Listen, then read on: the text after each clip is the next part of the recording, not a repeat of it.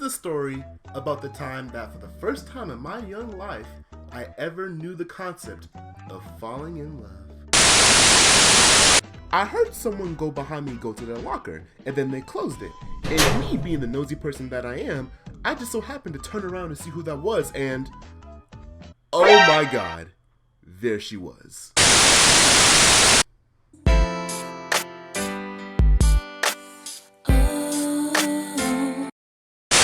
Who is this? She is absolutely beautiful. I came up with a plan that was 100% foolproof.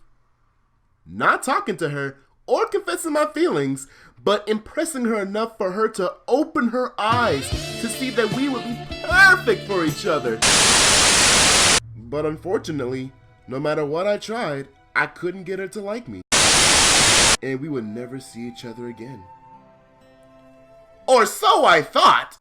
So after my bittersweet graduation from elementary school, I spent my summer vacation mostly trapped inside of my own house because, to put it the best way that I can, I was not allowed to do anything because my parents deemed me untrustworthy and someone who needed constant supervision 24/7. Joseph, where do you think you're going? I just thought I could go outside to get some fresh air, you know? It's a beautiful day, the birds are chirping, what's wrong with that? You know you're not allowed to even breathe, right? But to think that you have the audacity to try to walk outside to get some fresh air? Boy, are you sure mistaken. Get back inside right now and close the door before I show you my true power! Okay, I'm sorry. Come inside. Now, I had a really bad history of lying and stealing, so obviously I don't blame my parents for being as cautious as they were. But of course, as a child, I thought this was super unfair, and no matter how much begging and complaining I did to at the very least go out to the park, they just would not budge. So you might be asking, well, if you weren't allowed to leave the house, what the hell did you do all summer, Joseph? And the answer to that question is that I managed to accomplish two things that I'm very proud of. Watching anime all day on Toonami, like Dragon Ball Z, Zatch Bell, Yu Yu Hakusho, Blue Dragon, and I think I had an unhealthy obsession with Naruto back then. I can't even explain what it was about Naruto that I loved so much, but that was my show. I always mimicked Naruto, from the hand signs, to walking on trees, to the summoning jutsu, to pretending that Emily was Sakura and I was Naruto and we were gonna fall in love with each other. Yeah. Anyways, the other thing I accomplished was playing Super Smash Bros. Melee all day, bodying all the computers on all the difficulties. At the time, I'm pretty sure I had over 300 hours of playtime on that one game. Oh, actually, I lied. There was one more activity I did during the summer. Crying my eyes out about Emily and expressing how much I loved and missed her every single night I went to bed. Why, Emily? Why? We were supposed to get married, fall in love, and have kids. Why? Sounds like a great summer vacation, right? Yeah, but no, in all seriousness, it was pretty damn bad. So after that horrendous summer, I finally started my middle school life at Century Academy for Excellence, or Cafe for short. Now, this story actually takes place in my 7th grade year, so I'm gonna skip over 6th grade for now. So on the first day of school, I meet up with my best friend Christian, and we're just catching up on how our summer went, and I'm trying my best to stay awake while he's talking to me because... Okay, disclaimer. Everything I just said about my summer when I graduated elementary school applies the following year as well. I wish I was kidding about that. So me and Christian meet up with our other friend and started talking. And as we're walking around the yard, I'm looking around to see if there are any new people because my school was 99% black kids, and all the teachers and higher-ups were mostly diverse, so I didn't expect to see any other kids that were not black. But as me and my friends were about to sit down at one of the tables, I turned my head around to do one last Terminator scan and...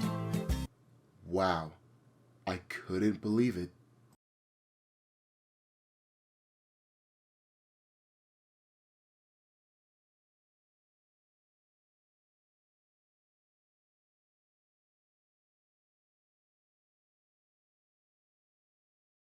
have got to be kidding me.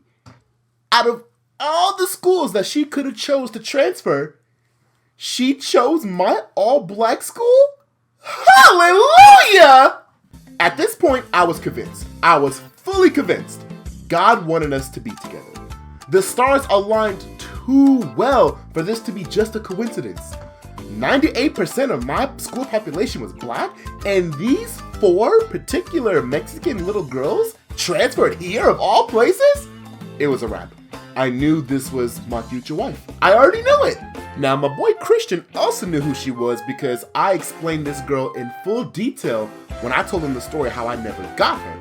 So, he devised a plan to help me get with the girl by being her friend first because I was still kind of nervous to talk to her still. Even after all this time, I still got cold feet. So, if he was to be friends with her, then I could weasel my way into their group of friends and everything would be good.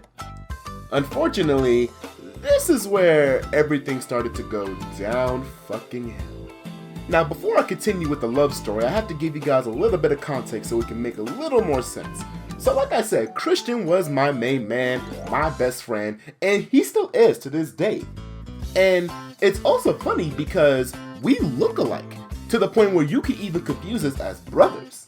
Now, because of that, everyone around the school, and to a certain extent, some teachers, actually played along with that. They always called us brothers. We were always just together. We were inseparable. However, this is where things start to get a little iffy because Christian was seen as the older, superior, good brother that everybody loved, and I was seen as the lesser, inferior brother that everybody didn't like.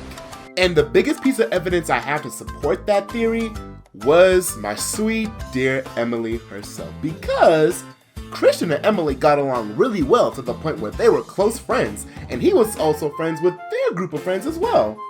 While they didn't take a good liking to me. Needless to say, the plan really backfired and I was panicking. She wouldn't want to talk to me. She thought I was annoying. I had to do something to get back in good standing. Also, she didn't even remember me. That was the worst part about it. Now, of course, back then, like I said in the first video, I didn't really put myself out there to, be noticed. So in that regard, yes, it does make sense that she wouldn't remember me. Plus, she's a whole kid. Who's gonna remember most things from elementary school anyway, even at that age? But I came up with a plan that would make her remember me and hopefully get in her good standing. Now, this is where I also tell you that this plan that I came up with is the very sole reason why this girl hates my guts even to this day. But to be fair, it was about something that I didn't even know about her. You'll understand later in the video. So you remember in elementary school where everyone had to line up? Well, actually, it wouldn't even be just elementary school, just the whole K through 12 system in general. But when you have to just line up and everybody takes a big old group picture? Well, it just turned out that I still had my copy. So I figured, hey, if I showed this copy to her and her friends, then maybe she would remember me. She would go like, oh, that's right, Joseph, I remember you now. How have you been? I'm so sorry that I didn't remember you. Yeah, if only it went that way.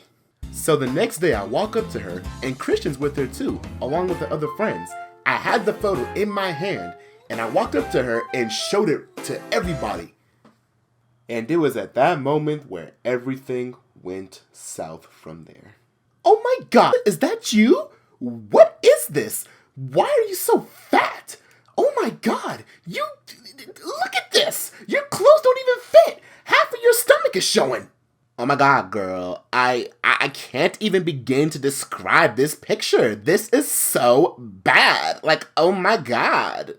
And they kept going on and on and on and on. And the more they kept going, the more Emily's eyes were tearing up and the more I saw the hatred just pointing towards me. Why did you do that? No, this wasn't my intention. I just wanted you to remember me.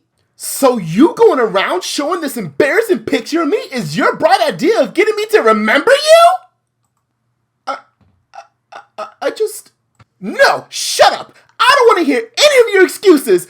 Don't ever talk to me again. I hate you! I'm sorry. Come on, Jojo, let's go. It's best if you don't come here ever again. So, what I didn't know at the time was that Emily was a very insecure person about her weight. She got bullied for her weight a lot, and I guess me showing that picture was a way of me bullying her when that wasn't my intention at all. And at that point, it went exactly as you guys can expect for the rest of my middle school year. She didn't want to see me, she didn't want to look at me, she didn't want to talk to me. She completely hated the very core that is me. And you want to know the funniest thing about this whole situation? I tried to do one more desperate attempt to save this whole situation. I tried writing her a letter basically apologizing for what I did, and I also confessed my feelings to her. I gave it to Christian to give to her because obviously she didn't want to see me, and guess what happened? Not even 20 seconds had passed by, and he came back with 4 pieces of ripped paper and handed it to me. And at that point, I knew it was all over. So yeah, that's basically the story. Nothing else to say about it. I really don't have a moral to tell you guys. I definitely learned my mistake. But this wouldn't be the last time I fucked up with a girl. Oh no, my friends. I have plenty of stories to tell of many girls who I tried to get with and who also shot me down. So stay tuned to those videos and many more coming up.